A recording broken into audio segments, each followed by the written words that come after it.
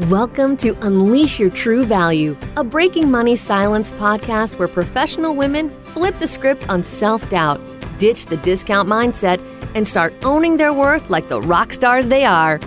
Each episode is packed with real talk, practical tips, and the occasional mic drop to help you charge what you're worth and earn what you truly deserve. So buckle up, grab your coffee, because it's time to unleash your true value and make some noise while you're at it. Now, here's your host, Kathleen Kingsbury. Today, I am joined by Cameo Roberson. She is the founder of Atlas Park Consulting, a business coaching and fractional COO agency for financial advisors and wealth management firms. Cameo and I met at a professional networking association, although we've been traveling in the same circles for a long time. So it's really great to get to know her a little bit better and to be able to interview her today on the Unleash Your True Value series. Her company helps leaders execute their growth strategy, drive revenue without feeling overwhelmed. Doesn't that sound nice? Their solutions help clients improve business processes, streamline operations, and systemize the day-to-day, so they can be prepared for the next level of growth. Prior to starting her own firm, Cameo spent more than 15 years in client service and operational trenches as a fee-only and fee-based advisory firm. I am so excited to have you join us on the Breaking Money Silence podcast today. Welcome. Thank you so much, Kathleen. I'm excited to be here, and thank you for the invitation to be on your podcast. Yes. Well, I think there's so much knowledge you can certainly share with advisors, but also around this idea of how do we unleash our true value? How do we communicate our worth? How do we make sure that we don't let imposter syndrome get in the way and actually get in the way of growing our business and actually getting in the way of earning the type of revenue we should be earning? But before we get into all of that good stuff, I want to talk a little bit about business models, because the listeners to our podcast are women and male financial advisors. They're financial professionals, but there's also people who aren't in the industry who might be considering entering the industry. So I just want to be really clear. We both know that advisors work with a variety of different business models. So for someone listening in, it could be somebody, a wealth manager at a bank. It could be somebody at a wirehouse, think like a Morgan Stanley or a UBS. Or it could be somebody that's working as a registered independent investment advisor, a registered investment advisor, an RIA. And so you work primarily in the RIA space, but tell me a little bit about those different channels, just at a high level, like how are they different? And then we'll take a deeper dive into the RIA space. Yes, happy to. And I think that's a great place to start, is helping your listeners understand the different advisory business models that are out there. So you mentioned the first one, a wealth advisor could work for a bank, like a Bank of America or a Wells Fargo, under an employee model. And so they are employed directly by those institutions and providing their wealth management services. In a similar capacity, wirehouse advisors, or those who work for Morgan Stanley or UBS, are also employees and will promote the products and services of those individual institutions. And the last model, where the most fun happens, in my opinion, is the RIA model. That's the Registered Investment Advisory model, where owners literally call their own shots. They've decided to go independent, hang up their own shingle, be a business owner and a practitioner, and can literally chart their own path as a business owner. So that model, in my opinion, definitely provides a lot of flexibility, but there is more risk involved because everything is on your shoulders. Yeah, I'm an entrepreneur at heart, having been in business for over 2 decades now for myself. And I tend to like the spirit of the RIA. And that's probably because I value freedom and independence. But you're right, there are additional risks to taking on the whole business yourself or with a partner versus being an employee of one of those other channels. So tell me, I know you are very passionate about RIAs. You just said it's like where the fun happens. And one of the services that you offer, which I think is really cool, is you help advisors actually transition from one of these other models into launching their own RIA.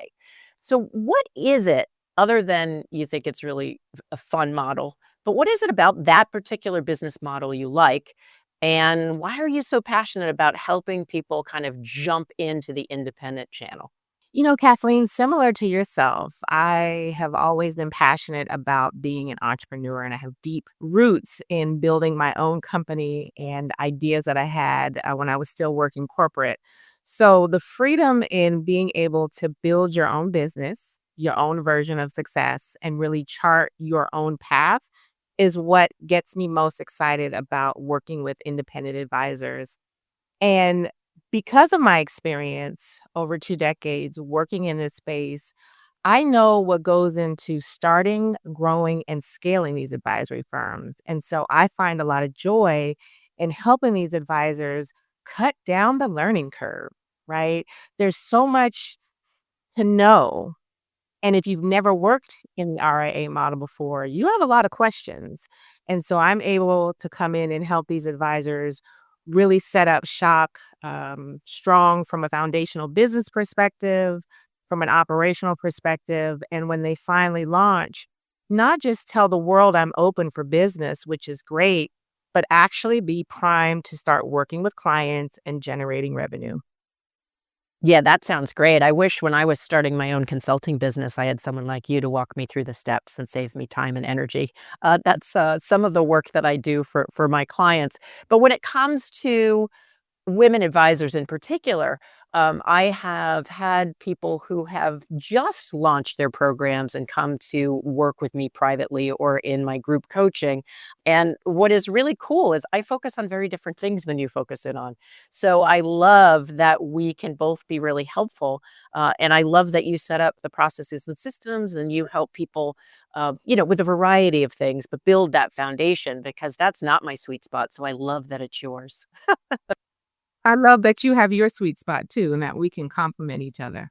Yes, and so one of the things that I'm really exploring in 20 and 24 and beyond, and part of the reason I'm having this series on Unleash Your True Value is that our industry, this isn't going to be a surprise to you or anybody who's listening, is predominantly white male.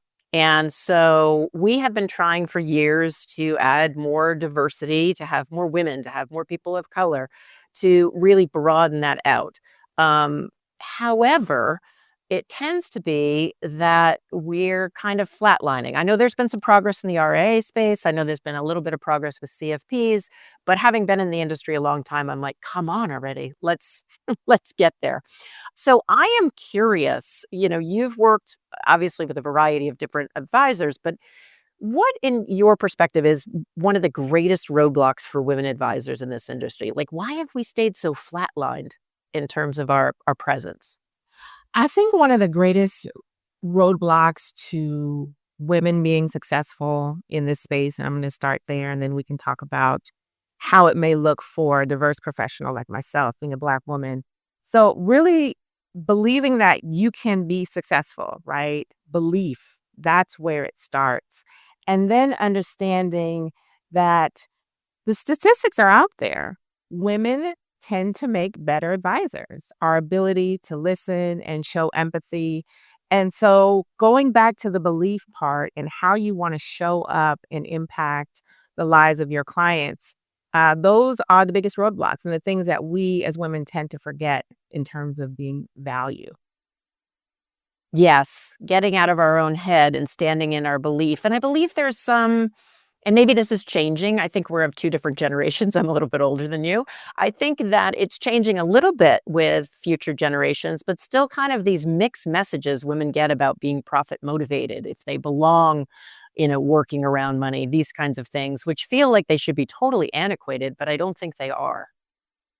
Yeah, it can be a challenge, when you think about, women even working in this country and being able to show up as their authentic selves.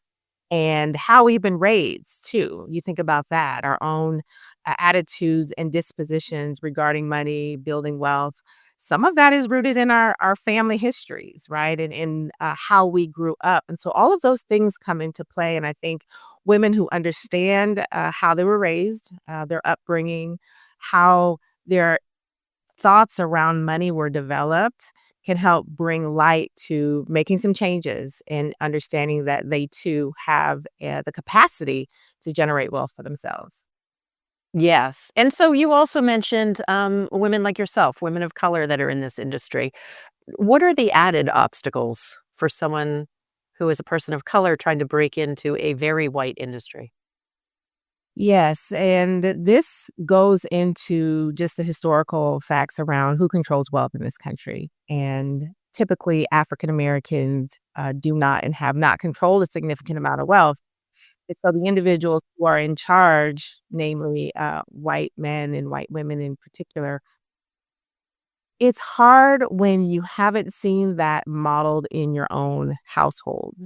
It's changing now. There's more African Americans who are embracing learning more about wealth and making great strides there. But I think back to even my parents and my grandparents' generation and just not having a true understanding around how wealth works, how to generate wealth, or systemic racism that has been in place for quite a long time, preventing communities of color from really building wealth. And so those roadblocks have made it difficult. And then when you think about being a woman of color entering into a space that doesn't look like you, it can be hard. Me coming from a background where my parents instilled in my brother and I that we could do what we wanted to do and really tried to model things appropriately for us, we knew we had to show up and be better and do better to get the same opportunities as others.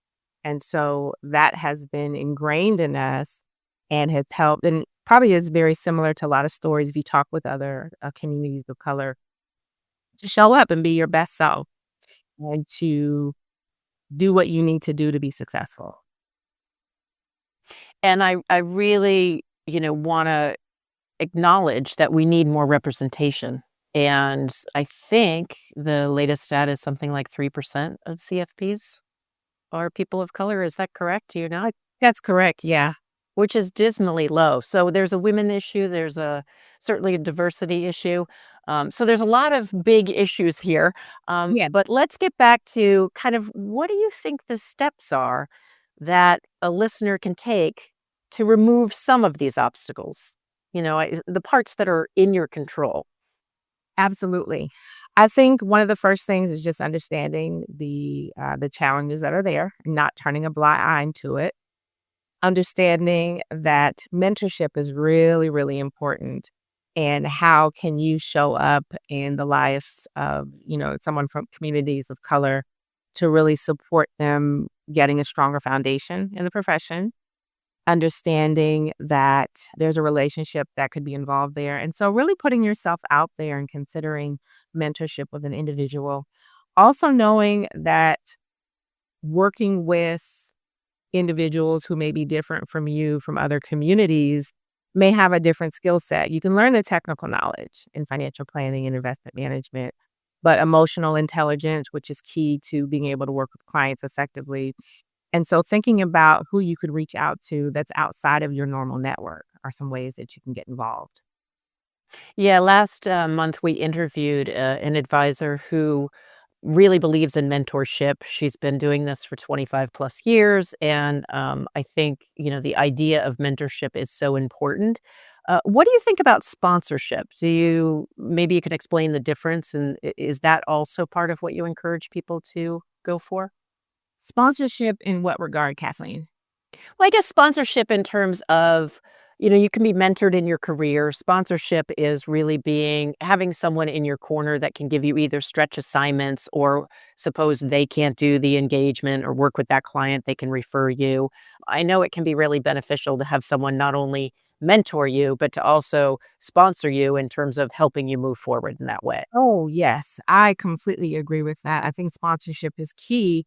as you think about someone who's trying to grow their business, trying to grow professionally, and any opportunities that you can send their way that's going to help strengthen that muscle, I think is going to be a strong step forward in addition to mentorship.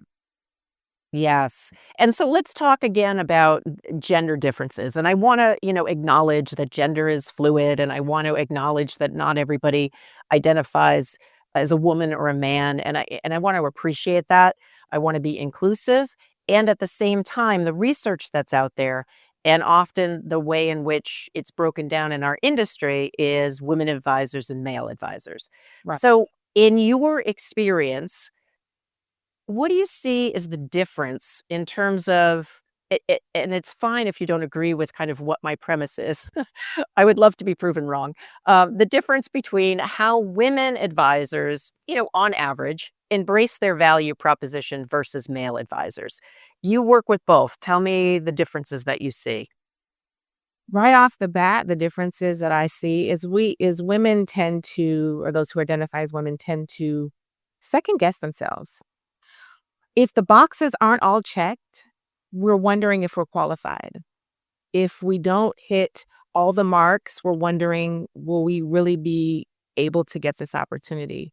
Or what I notice with men is there's a sense of fearlessness present. And even if the boxes aren't all checked, they will confidently step out and promote themselves. And so those are probably the two most glaring differences that I see. Yeah, it's kind of the fake it till you make it socialization of a lot of men, or some could frame it as overconfidence. It may just be confidence. And as I know as a woman, I was always sent the message, whether it was overt or not, make sure you don't get full of yourself. Like be successful, but not too successful. Right. And it's a really mixed message, and that's part of the reason I love coaching women is because there's so much to unpack, and once you unpack it, they can really stand in their value. Not that men couldn't use this service as well. I just think there's a different dynamic that's happening in our society and in the industry. Yeah, I would agree with you. And I think some of that, goes back to how we were raised and coming from different generations and the messages that we learned. So it's great that you're coaching women through those challenges so that they can really show up, shine, and let people know about their value proposition. Now, do you see a similar difference when you look at, say, a Black advisor who's a man versus a Black advisor who identifies as a woman? I see similar challenges between both, actually, women advisors and Black male advisors, and it more so around opportunity, right? There's a confidence that's there, but what I'm seeing is not really getting opportunities for growth, not getting opportunities for promotion, having to work even that much more harder. So I imagine there's that loop, right? Where it's like if you have someone who opens the door for you or the door is open more easily, it's a little easier to feel more confident unless there's a lot of other stuff going on. And so it's really making sure, and I think you serve this role of having role models and really encouraging people to give opportunities to everybody because, I think everybody deserves a chance to prove themselves. Unfortunately, it doesn't work that way all the time. No, unfortunately, it doesn't. But what I can share from my own experience is when you are intentional around surrounding yourself with people who are supportive and could help get you to the next level, those opportunities for the door opening happen more frequently. Yes, yes, absolutely. So let's switch again because I'm always fascinated with the part of you that helps people with processes and systems. And I think I'm a very organized person, yet processes and systems are not really bringing me joy. I love hiring other people to do it. So I think it's great that you're working with people around that. Let's tie it to demonstrating your value. So, how do you think if you build this foundation and you have these systems in place, how is that aspect of business going to actually help the female advisor demonstrate their value?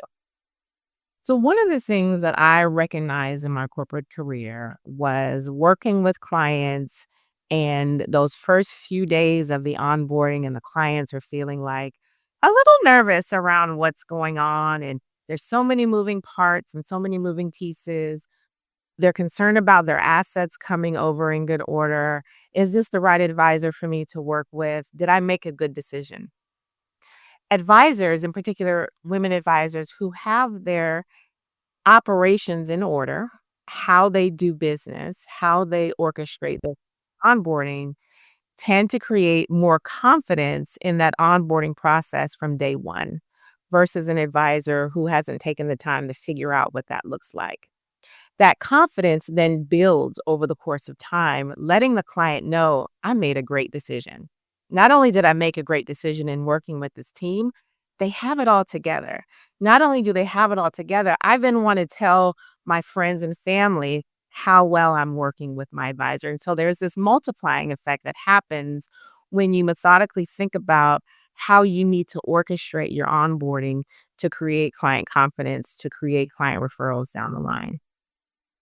I love that because that's another piece of the puzzle that's going to help internally with your confidence.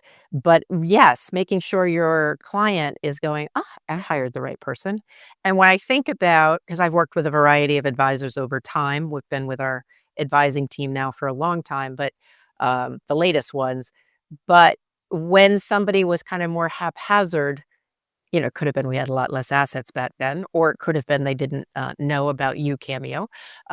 But versus, the team that we work with now that really clearly has a client experience, and there was a way in which you felt like your, for lack of a better word, hand was held at the beginning of the process. So that is really interesting, and I think really something for listeners to think about, that instead of having a mindset like I had early on in my business of like, get to processes and systems, and now many years later have gotten processes and systems, that doing it from the get-go can really be so beneficial.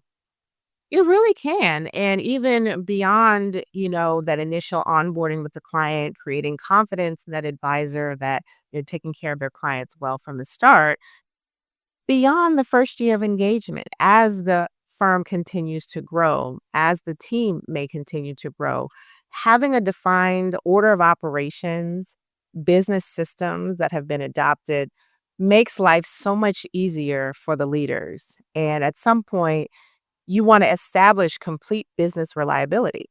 And you can do that when you take the time to build in the systems in your company. Definitely. Time goes so quick. I feel like I could talk with you for another episode or two, but we do need to wind down today. So tell us a little bit, Cameo, if you had to offer like one piece of advice for those people listening in about unleashing their value, what would it be and why?